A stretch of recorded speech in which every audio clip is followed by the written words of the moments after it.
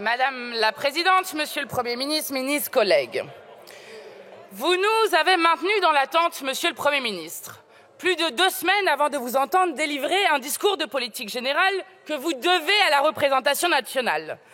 Bien entendu, vous ne demandez pas la confiance à l'Assemblée, ce qui serait le minimum que l'on pourrait attendre si notre démocratie fonctionnait. Vous ne demandez pas la confiance car vous ne l'avez pas. Vous n'avez ni la confiance de l'Assemblée, ni celle des citoyens. Vous nous avez maintenus dans l'attente, mais vous vous êtes rendu compte entre-temps que personne ne vous attendait. Les agriculteurs en colère ne vous ont pas attendu pour lancer un mouvement pour vivre de leur travail. Leur avez-vous dit que votre majorité avait rejeté une loi que nous avions proposée en novembre dernier pour encadrer les marges de l'industrie agroalimentaire et surtout garantir des prix rémunérateurs pour eux? Leur avez-vous parlé de votre duplicité ou vous êtes-vous contenté d'une mise en scène poussive, pathétique et immédiatement échouée entre une botte de foin et un verre de vin rouge sur une autoroute? Vos coups de communication ne font pas une politique. Vous venez d'ailleurs encore une fois de le montrer avec votre discours de propagande générale. Les professeurs ne vous ont pas davantage attendu. Ils seront en grève ce jeudi 1er février, épuisés par l'application de vos improvisations ministérielles et atterrés par la nouvelle ministre qu'Emmanuel Macron et vous-même leur avez choisie. Cette nouvelle ministre est à elle seule un symbole de l'ensemble de votre gouvernement, de vos politiques passées et à venir. Elle donne votre adresse de classe. Oligarchie, c'est par ici, haute bourgeoisie, vous y voilà. Fille du directeur de Publicis, femme du directeur général de la Société Générale puis de Sanofi, cousine d'une éditorialiste de BFM TV, nièce d'une éditorialiste bien connue du service public, présidente de la Fédération française de tennis, pour 500 000 € par an avant de devenir ministre des Sports, puis tout récemment de l'Éducation nationale des sports, des Jeux olympiques et paralympiques. La pauvre, nous disait-elle, elle gagnait 3 fois plus avant. Merci de nous avoir offert une si belle caricature de votre politique, de l'oligarchie que vous êtes représentée et défendez. Quand on lui parle de sa défense lamentable, de ses mensonges à répétition dans cette affaire du lycée Stanislas, où des thèses réactionnaires et hostiles à la République sont répandues, elle dit ne pas avoir menti. Non, tenez-vous bien, c'est la réalité qui lui donne tort. En la matière, vous êtes des experts. En matière de politique économique et sociale, d'écologie, de démocratie, la réalité vous donne toujours tort, mais vous continuez. La réalité vous donne encore tort, vous continuez. Vous mentez de nouveau, vous continuez. Monsieur le Premier ministre, Madame Oudéa-Castéra partage avec vous un arrondissement du lycée Stanislas à l'école alsacienne. On se comprend bien entre grands bourgeois. Madame Oudéa-Castéra n'est pas encore partie pour une bonne raison. Vous êtes tous comme elle, alors pourquoi serait-ce à elle de s'en aller la première? Elle pense ne devoir rien à personne et sans doute doit-elle vivre son ministère comme une peine infinie, car elle y gagne encore moins qu'à la Fédération française de tennis. Peut-être, les effets cumulés de votre suppression de l'impôt de solidarité sur la fortune compensent-ils toutefois cette perte de revenus? Ouf!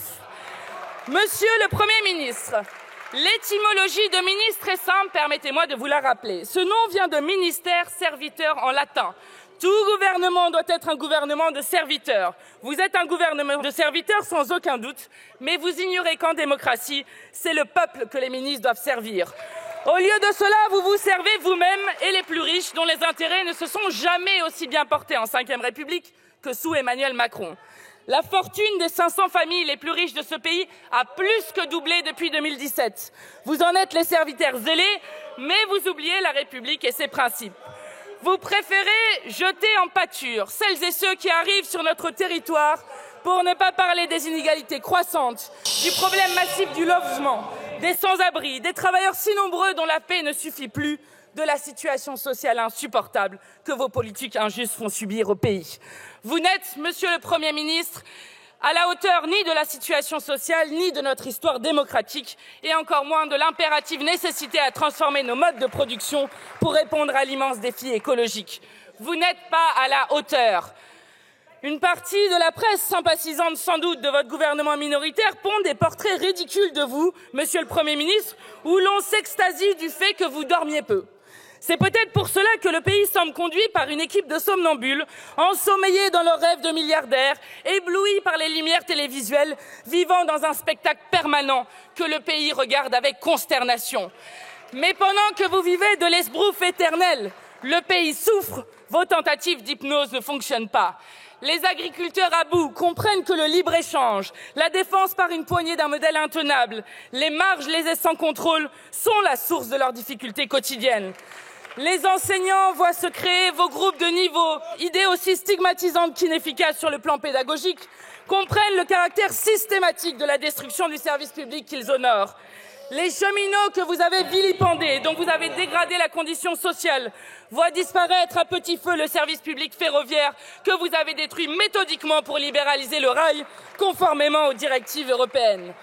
Les salariés du privé souffrent toujours davantage du partage violemment injuste de la valeur produite. Les soignants et personnels du secteur médico-social constatent, en dépit de leur engagement quotidien, votre obstination à mettre en pièces le service public de la santé.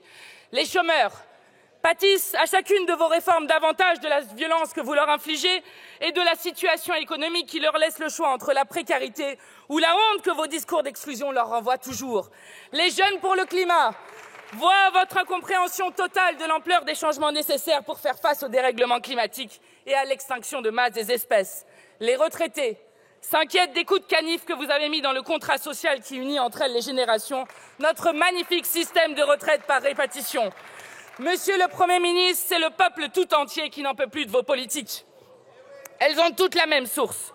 Le refus d'engager le partage des richesses pour rémunérer le travail, engager les investissements nécessaires pour la bifurcation écologique et reconstruire nos services publics.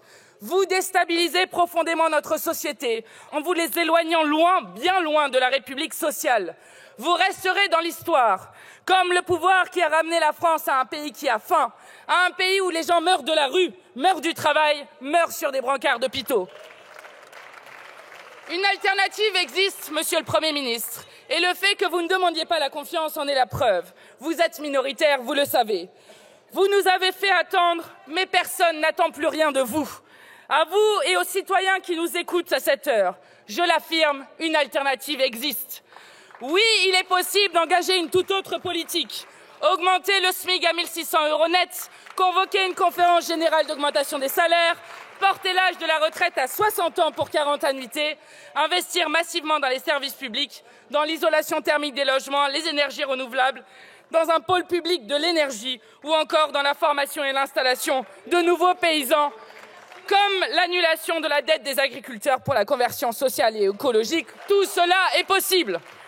Alors je vous entends déjà, comment accomplir et financer cela? C'est simple, en cessant de servir ceux que vous servez, en taxant le capital, en rétablissant l'impôt de solidarité sur la fortune, en créant de nouvelles tranches d'impôt sur le revenu pour les plus riches de notre pays, en rendant progressive la contribution sociale généralisée, en un mot, en organisant le partage des richesses. Une telle perspective peut vous sembler abominable, mais c'est pourtant la clé de la cohésion du pays. Aujourd'hui, vous en êtes le facteur de division, abusant des pouvoirs que vous donne l'actuelle Constitution. La Ve République vous rend d'ailleurs plus invisible que vous ne le seriez sans doute, Monsieur le Premier ministre. Personne n'ignore que tout se décide à l'Élysée, jusqu'au discours que vous venez de prononcer, Monsieur le Premier ministre, relu, annoté et corrigé par le monarque lui-même. Emmanuel Macron est le serviteur en chef et vous êtes à ses ordres, comme d'ailleurs une bonne partie de la minorité parlementaire, qui a cru bon de voter il y a quelques semaines une loi reprenant le principe de préférence nationale défendu par Jean-Marie Le Pen et ses héritiers siégeant sur ses bancs. Un argument avancé alors vaut qu'on le retienne. Certaines dispositions devaient être votées car elles étaient anticonstitutionnelles et seraient donc censurées par la suite. Nous nous demandons parfois si vous vous rendez compte du caractère planant de certains de vos arguments. Ne croyez-vous pas qu'un tel mépris pour nos règles communes soit le signe d'un épuisement de nos institutions ? La situation politique actuelle dont vous êtes un sous-produit invite fortement à mettre sur la table un changement institutionnel. Une autre politique est possible, une autre république est possible pour renouer avec la République sociale, avec notre belle devise liberté, égalité, fraternité. Il est temps de convoquer une constituante et de rédiger la constitution de la 6e République. La République de l'intervention citoyenne, du référendum révocatoire qui, s'il était mis en place, permettrait aux Français de retourner aux urnes alors que vous le refusez obstinément, en dépit de l'état de crise permanent dans lequel vous plongez le pays. La République de l'intérêt général, enfin, une République où les ministres servent le peuple et pas une oligarchie de plus en plus déconnectée. Vivement un nouveau gouvernement d'union populaire organisant ce partage des richesses, la bifurcation écologique et le retour à la démocratie dont notre pays a besoin. Nous y sommes prêts. Avec détermination, nous préparons l'alternative à votre monde de malheur. Monsieur le Premier ministre, Emportez avec vous en guise d'avertissement cette phrase du philosophe Maurice Merleau-Ponty qui disait « Le pouvoir qu'on appelle légitime est celui qui réussit à éviter le mépris et la haine. Depuis 2017 et jusqu'à aujourd'hui, vous n'avez réussi à éviter ni l'un ni l'autre. » Je vous remercie.